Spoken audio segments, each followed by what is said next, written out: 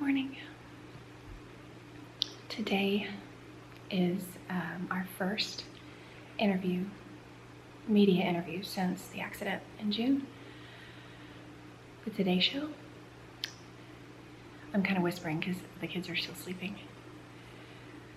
The Today Show crew is coming to our home, and Granger and I are going to do our first sit-down interview since June.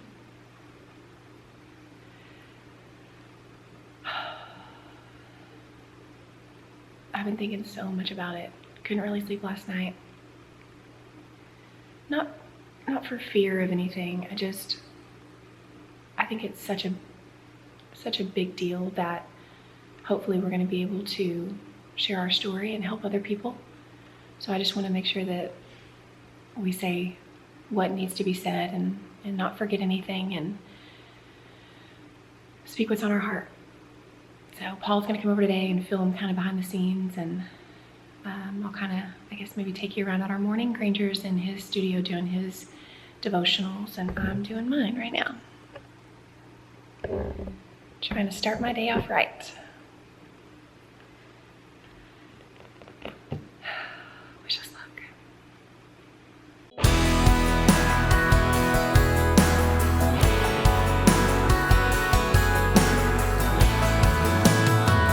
Don't you love it when the good guys win?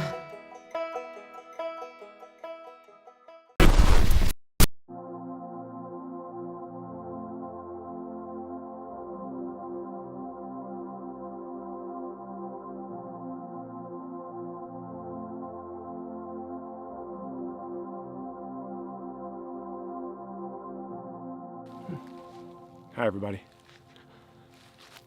Very special day. The Today Show coming to Texas, coming to our home to film a special. And this is something, and I've kind of alluded to this, but this is something that we have been aware of for a long time. As far as when the accident happened, our publicist was hit up by all the networks wanting to run a story, and obviously we weren't ready, and we knew that it was going to be a long time before we were ready to get on camera and talk about this. So you might have thought that we've been on the news before, because you might have seen us on social media or seen us on TV, but anything you saw was actually something that somebody cut from the Smiths. Everything you saw on the news or anything about us was either a cut from my Instagram or from Amber's or from the Smiths. So we've never done an interview about it. We've never done anything ever besides me and you right here on this YouTube channel until today. And I wanted to wait about a year before we did it. Amber felt strongly that we needed to do it now because spring break, and there's going to be a lot of little swimmers. So the question is, why do we do it? Why do we do it at all? Why don't we just go into hiding? And or why don't we just stick with our little YouTube channel and do this? But the idea is, if we could send a message from what we've learned through our darkest days, through our worst pain, through our worst tragedy, if we could send a message of what we've learned, not only in our recovery process with grief, but in swimming and child drowning, the number one cause of death of children. If we could spread that message and one person hears us, if one life is saved, if one more toddler gets to live, if that statistic could be changed at all, even by just one family, then that provides me and Amber with a little bit of meaning, a little bit of purpose through the darkest time. And I've said this so many times, but that is the only way to alleviate the ultimate suffering, life suffering, is by finding a purpose. And I feel very strongly that being able to go on a show like this, and we picked Today's show over others because we felt like they would be very sensitive to our story, and they would be sensitive to our family, and they would be sensitive to this whole subject and anyone else that's gone through it. They would carry it in a way that's not demeaning, that's not clickbait, and that's very important. Stuff like this lives forever. It lives on the internet forever, and one day Lincoln and London are going to be young adults, and they're going to go through this archived footage. And what kind of message are we sending them? That's important. That's my number one priority, is what kind of message are they getting from us, and how could we teach them through this? And what do they see? Are we throwing blame? Are we out of control? They're going to see. And so Amber and I's goal with this show and our prayer was to be able to say the right things, to say the right words, to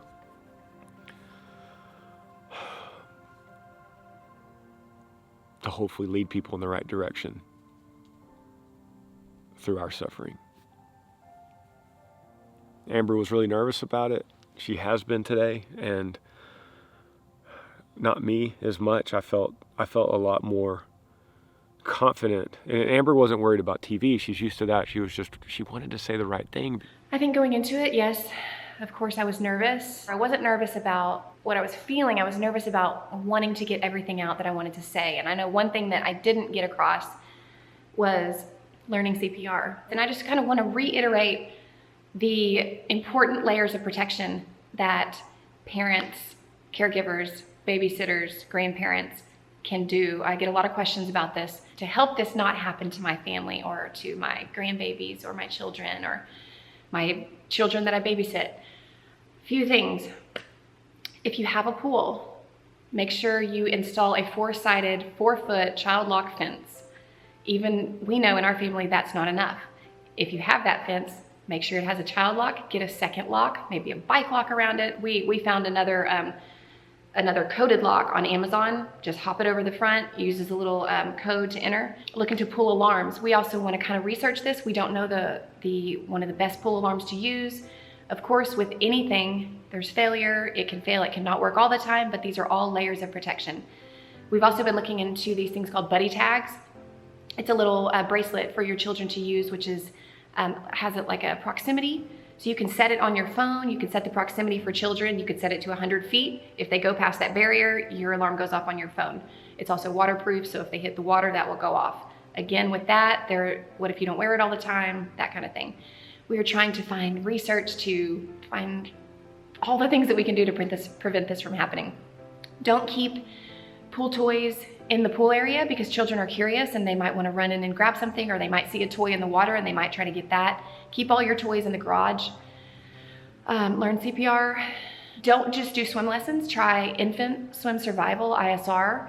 They can start that in, I think, as young as 6 to 8 months, where it at least teaches them how to roll over and float so they can make a sound if they do fall in the water. Supervision, yes, but drowning happens a lot when children are not supposed to be swimming. Don't use puddle jumpers. I didn't know this. Everyone that I know uses puddle jumpers, but they create a false sense of security in the water. Whereas a puddle jumper, you're kind of straight up, a vertical position where kids need to learn how to swim on their tummies or float on their backs. So use a life vest. A lot of people that I've talked to, their children have drowned within 24 hours of using a puddle jumper. In the case of the Millers, in the case of the Hughes family, in our case, all of our kids swam with a puddle jumper less than 24 hours before, which creates a false sense of security in the water. They think they can just walk in and float. So use life jackets. What am I missing? Just love your kids. Love your kids, be present with your kids, spend time with them as much as you can.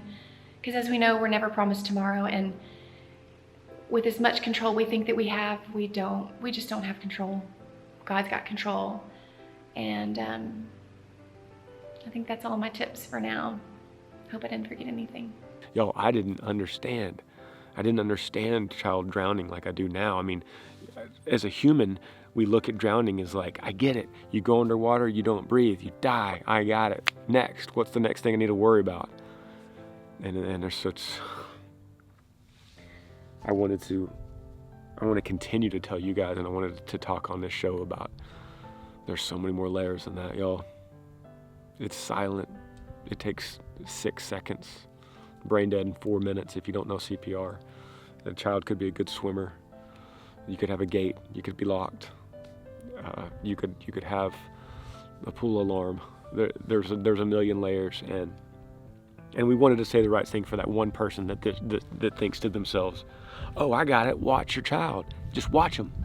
Supervision. Done. Move on. What's the next thing?" And I might have been a little bit like that.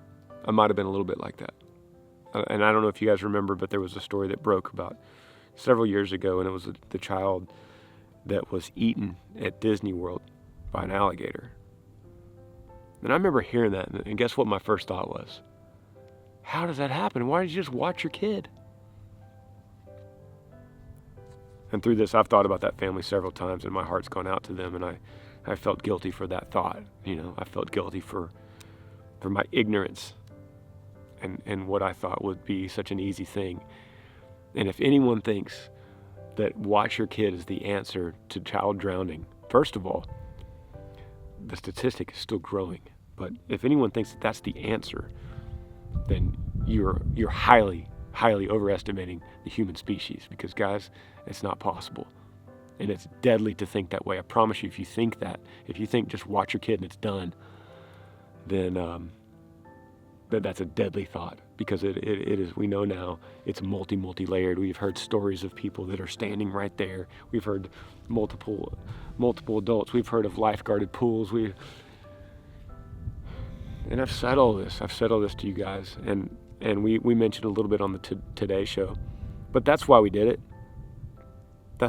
We wanted to be able to get on some TV screens, and so that we can go to bed tonight and lay our head on that pillow without our little boy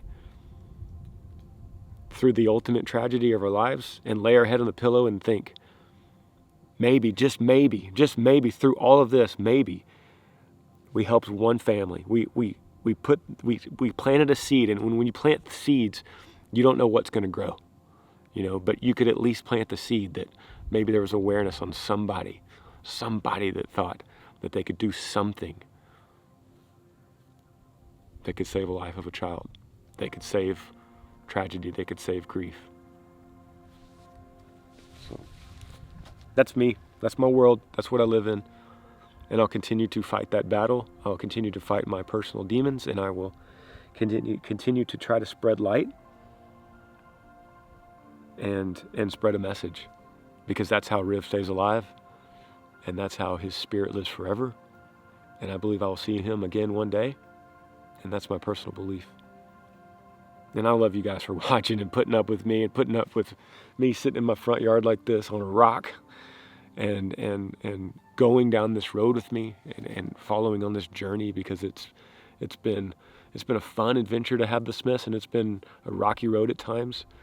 And I just want to thank you guys for watching. If you want to subscribe, we're gonna continue this series. So if you want to subscribe to this channel, that helps us. Comment below if you hear what I'm saying, if you feel for me in empathy of you, maybe you've been in a similar situation, or comment below if you think I'm doing something wrong, or I'm saying something wrong, or maybe even better, if I'm forgetting something.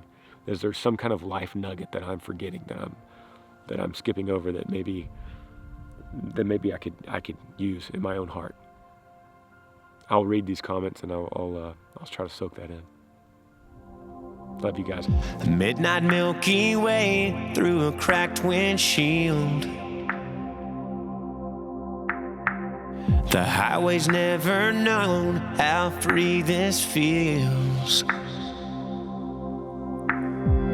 I learned to drive out here. My grandpa let me steer. I still hear both hands on the wheel. Talk to God on them. We get lost on them. Find our way to a rocky mountain top on them. We get stuck on them. Fall in love on them. Rough around the edges just like us. That's why I love dirt roads. Make the world turn real slow. Feel the gravel letting go and stirring up my soul. That's why I love running wild through country miles. They're out of style, they take a while, but every winding ride will lead me home. That's why I love dirt roads.